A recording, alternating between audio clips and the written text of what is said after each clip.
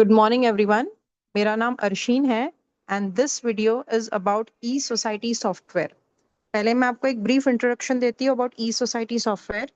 E society software is a society management solution. आप इस software में सोसाइटी से related billing, accounts, maintenance bills, supplementary bills, emails, WhatsApps, ये सारे features available हैं। Complete administrative work, minutes of the meeting, ये सारे options इस ई सोसाइटी सॉफ्टवेयर में अवेलेबल है। इसके लिए और डिटेल्स अगर आपको जानना है तो लिंक में हमारा पूरा डिस्क्रिप्शन दिया हुआ है। इस चैनल को आप लाइक, शेयर, सब्सक्राइब कीजिए, कमेंट्स कीजिए। कमेंट्स में हमें बताइए कि और किसी टॉपिक पे अगर आपको वीडियो चाहिए होगा तो डेफिनेटली हम उस रिलेटेड टॉपिक पे भी हम वीडियो बनाएंगे। आज का ये जो टॉपिक है it is about supplementary receipt settlement. आप ई सोसाइटी सॉफ्टवेयर में रेगुलर मेंटेनेंस बिल्स बनाते हैं एंड देन सप्लीमेंट्री बिल्स आप बनाते हो, तो सप्लीमेंट्री बिल्स और उसकी रिसीट के सेटलमेंट्स के रिलेटेड अगर कोई इश्यूज है तो ये सॉफ्टवेयर में वो पूरा कवर किया है। लेट मी स्टार्ट विद, अभी ये एक एग्जांपल मैंने यहाँ पे क्रिएट किया है। This is unit number 1A909। यहाँ पे आप देख सकते हो मैंने बिल क्रिएट किया है for the amount of 7,650। Bill create करने के लिए सिंपल हम ऐड न्यू रिकॉर्ड पे बना के इसका बिल क्रिएट करते हैं। This is the maintenance regular bill. Next हमने इसका ही सप्लीमेंट्री बिल जो जनरेट किया है 10 अप्रैल को। आप देख सकते हो 5,000 का उसका ये सप्लीमेंट्री बिल जनरेट हुआ है। ठीक है। एंड एज फॉर नाउ उसने सप्लीमेंट्री रसीट दिया है, पूरा 15,000 का पेमेंट किया है। यहाँ पे आप देख सकते हो, मैं डबल क्लिक कर रही हूँ तो ये पेमेंट हो गया है 15,000 का। The member has made the complete payment and as per the balance ledger आप देख सकते हो 2,350 का क्रेडिट है। अभी इसका नेक्स्ट जब रेगुलर मेंटेनेंस बिल बनेगा, ट्रांजैक्शन बिल, एड रिकॉर्ड, जुलाई के क्वार्टर का उसका हम बिल बनाएंगे। फ्लैट नंबर है A909।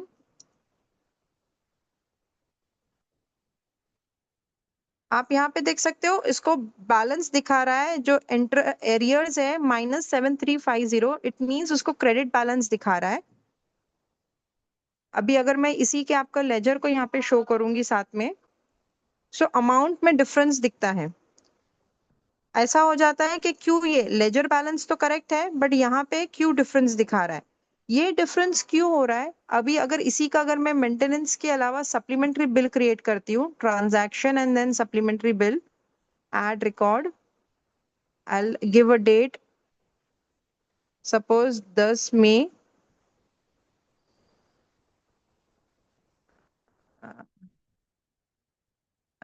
10 जुलाई। ठीक है, then this is July, flat number A909। ठीक है, यहाँ पे अगर मैं वापस कुछ ले लेती हूँ, suppose non occupancy charges and I go about suppose 6,000, एक रैंडम अमाउंट में डाल रही हूँ।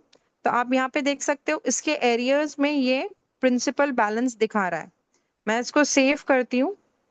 अभी अगर आप देखोगे as per the ledger balance, इसका तो क्रेडिट अमाउंट था। हाँ, he has paid that 5,000 supplementary का बैलेंस भी उसने पे कर दिया था, 7,650 पे कर दिया था, और उसका जो एडवांस अमाउंट था 2,350। तो लेजर बैलेंस तो करेक्ट है but when it comes to bill तो यहाँ पे ये इस तरह से डिफरेंस दिखता है। तो अभी इसमें एक ऑप्शन ऐसे है, अगर मैं इसका एक मिनट डेट चेंज कर देती हूँ।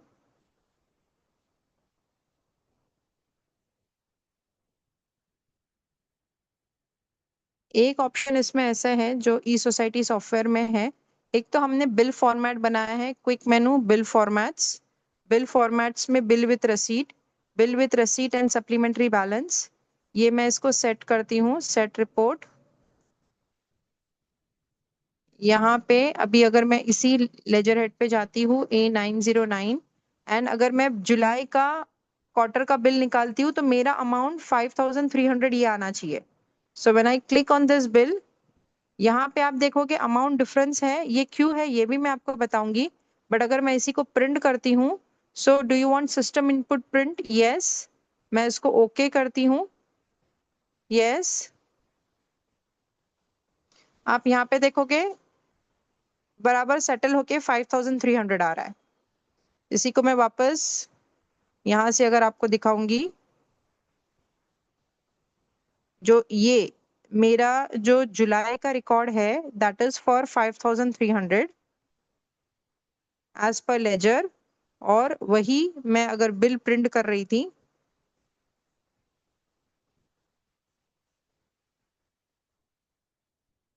मैं वापस उसको बिल प्रिंट करती हूँ। 5300 मेरा वैल्यू होना चाहिए। जुलाई का जो मेरा बिल है 5300, that should be the amount payable. मैं इसी के बिल को वापस एक बार प्रिंट करूंगी। यस, ओके, यहाँ पे आप देख सकते हैं 5300 आ रहा है। मतलब यहाँ पे calculation and presentation is absolutely proper. यहाँ पे उसको एरियर्स अगर दिखा भी रहा है, यहाँ पे कैलकुलेशन प्रेजेंटेशन एब्सोल्युटली प्रॉपर है। अगर आपको चाहिए कि मैं मेरे बिल में भी यहाँ पे भी बराबर दिखना चाहिए, सो वो डिफरेंस क्यों हो गया वो मैं आपको बताती हूँ। Basically what matters is the receipt settlement. यही इस वीडियो का मेन टॉपिक है, सप्लीमेंट्री बिल रिसीट सेटलमेंट। इस रिसीट को अगर मैं देखूंगी, फ्रंट में बहुत सही है, 15,000 का मेरा पेमेंट हो गया है। बट अगर आप यहाँ पे ये दो टैब्स देखोगे, this is the regular maintenance bill and this is the supplementary bill detail. तो मैंने जो 15,000 अमाउंट जो मैंने पे किया था, it is all been settled with the regular maintenance bill. Supplementary bill में वो सेटलमेंट कुछ हुआ ही नहीं है। तो एक तो आप इसको एडिट करेंगे, ठीक है। आप यहाँ पे जो बिल का अमाउंट है सप्लीमेंट्री का 5000 जो मैं यहाँ पे देख सकती हूँ, ये टैब पे मैं क्लिक करके यहाँ पे डबल क्लिक करके बिल नंबर में सेलेक्ट करूंगी, ऑटोमेटिकली वो दे देता है 5000 का बिल है। तो 15,000 में से मेरा 5000 यहाँ पे चला गया, द अदर अमाउंट इज 10,000।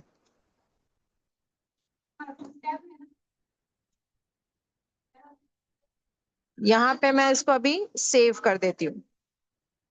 अब ये मेरा सेटलमेंट हो गया। अब अगर मैं जुलाई अगस्त का मैं बिल देखती हूँ, ठीक है, अब देखिए जो मेरा लेजर था इट इज प्रॉपर 5300। अगेन अगर मैं इसका बिल यहाँ पे भी प्रिंट करती हूँ तो भी मेरा आउटपुट जो है एब्सोल्युटली करेक्ट आएगा।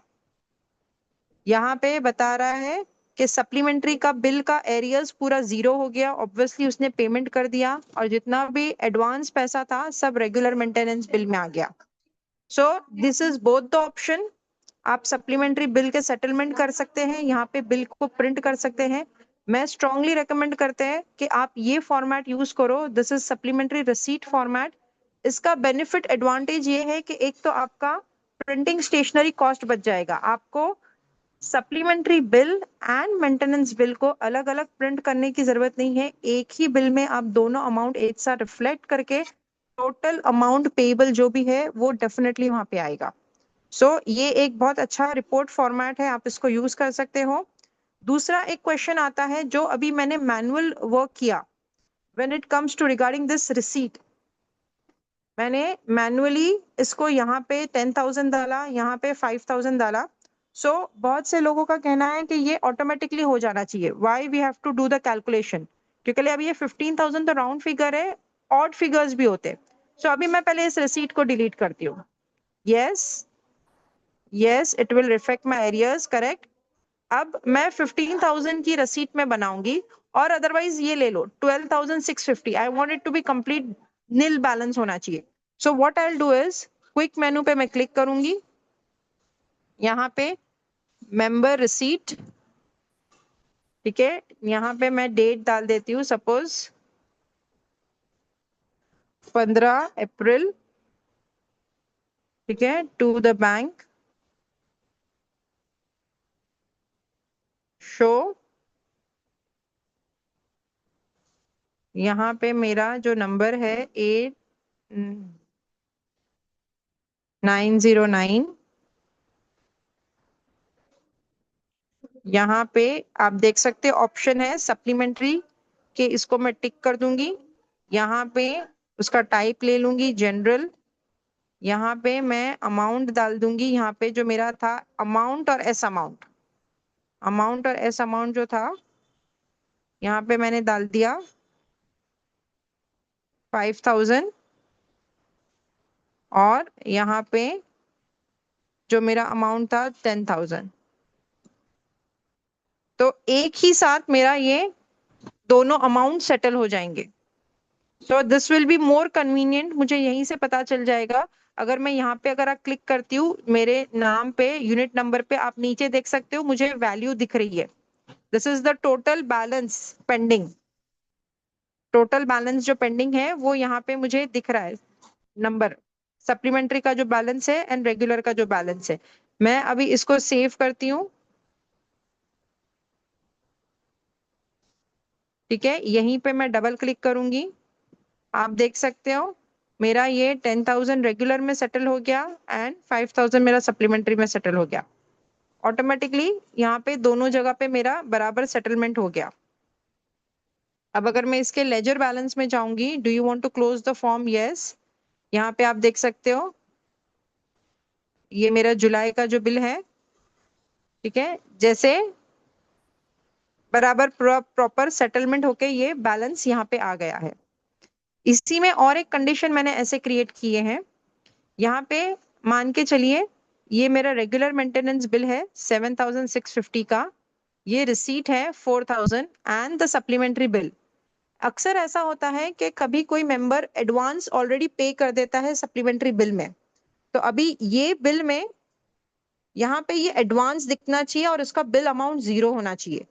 उनका कहना होता है कि ये जो 4,000 की जो रसीट है, it is basically for this supplementary bill. अब अगर मैं यहाँ पे रेगुलर बिल क्रिएट करती हूँ, एड रिकॉर्ड फॉर जुलाई, मेरा नंबर है A11, तो यहाँ पे सेव, तो आप देख सकते हो ये अमाउंट जो है इसमें सेटल हो गया है।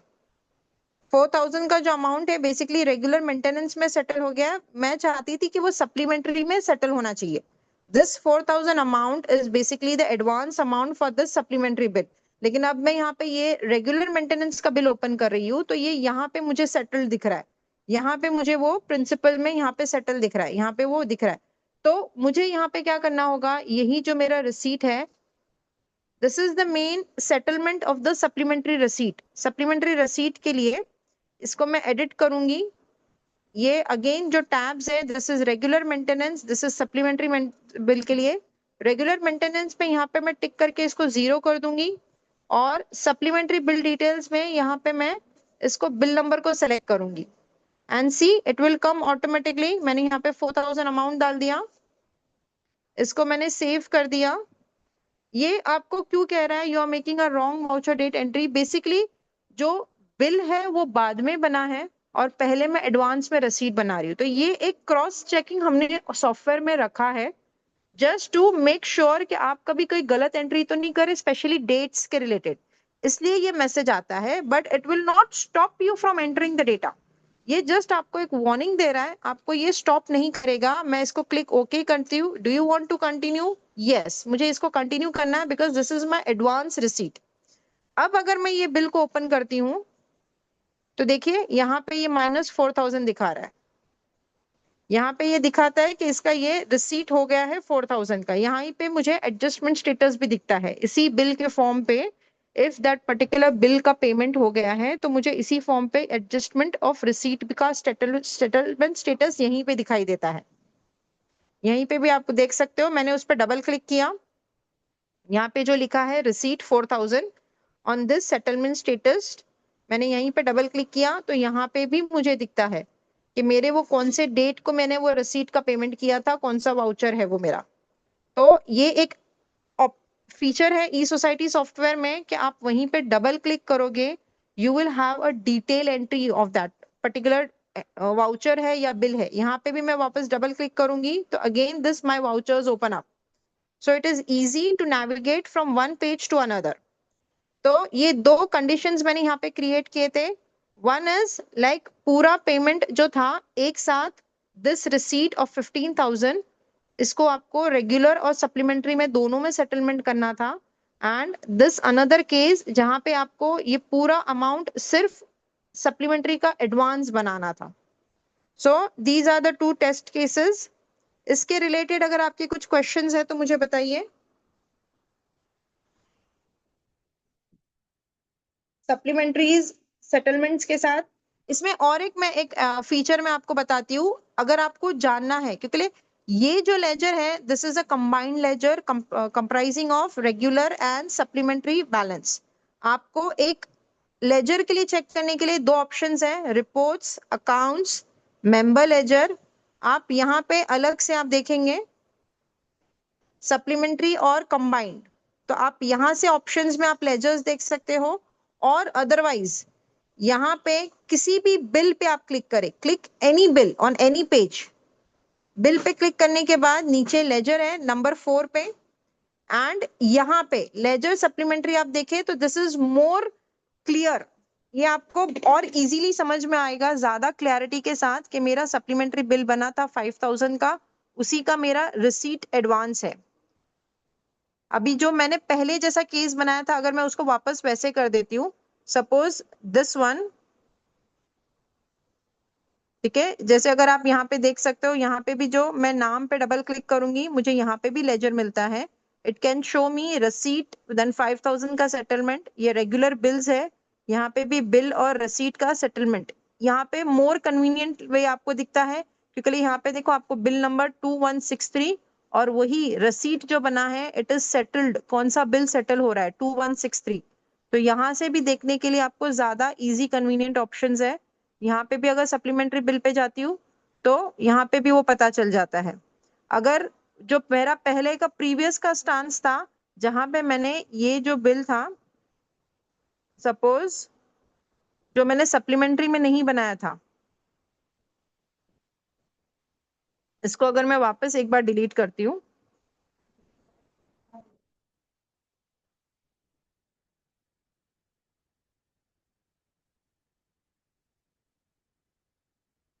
इसको अगर वापस मैं रेगुलर मेंटेनेंस में लेती हूँ,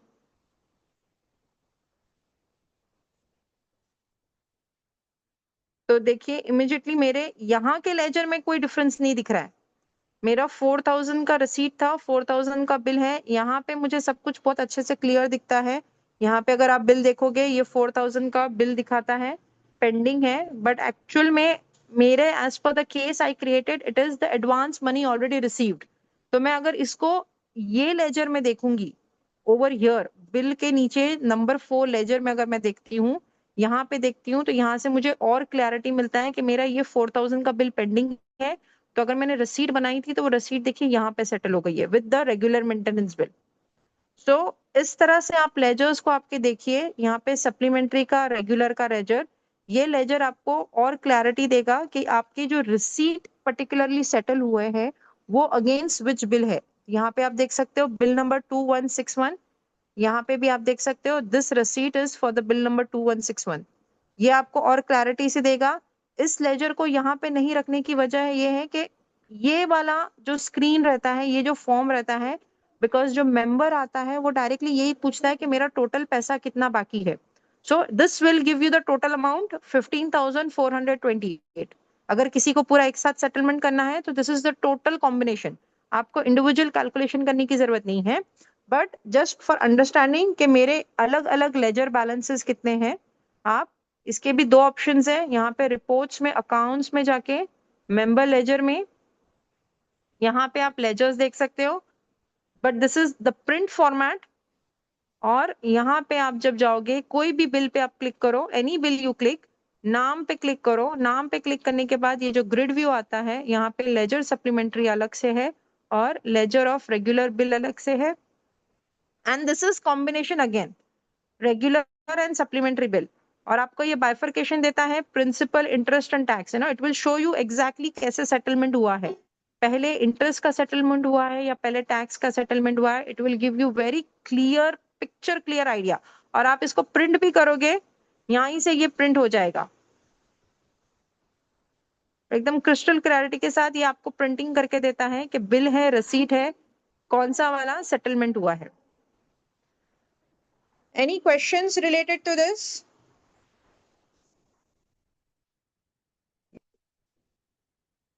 मेरा ये टॉपिक वीडियो यहीं पे खत्म हो रहा है, तो आप मुझे कुछ क्वेश्चंस होंगे तो पूछ सकते हैं, कोई टॉपिक आपको बताना है तो आप बता सकते हो।